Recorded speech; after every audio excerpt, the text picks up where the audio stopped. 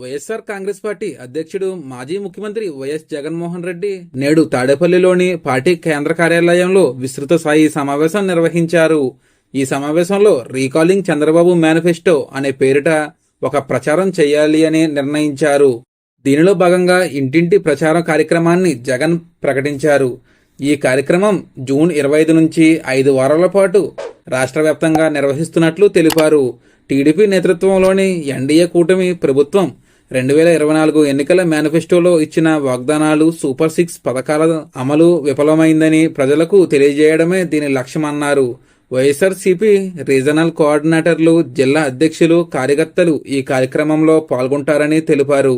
ప్రజలకు చేరువయ్యేందుకు ఈ కార్యక్రమంలో క్యూఆర్ కోడ్ స్కాన్ విధానాన్ని ఉపయోగిస్తున్నామని, ఈ క్యూఆర్ కోడ్ను స్కాన్ చేసి ఒక బటన్ నొక్కితే చంద్రబాబు నాయుడు మేనిఫెస్టో వివరాలు, మరో బటన్ నొక్కితే కూటమి వాగ్దానాలు నెరవేరకపోవడం వల్ల ఒక్కో కుటుంబం ఎంత నష్టపోయిందో లెక్కలు, వివరాలు చూపిస్తామని జగన్ వెల్లడించారు.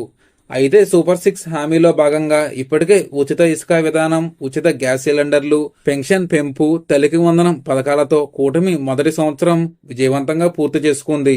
అంతేకాకుండా కేంద్ర ప్రభుత్వం నుంచి రావాల్సిన నిధులను ఎప్పటికప్పుడు తెచ్చుకుంటోంది.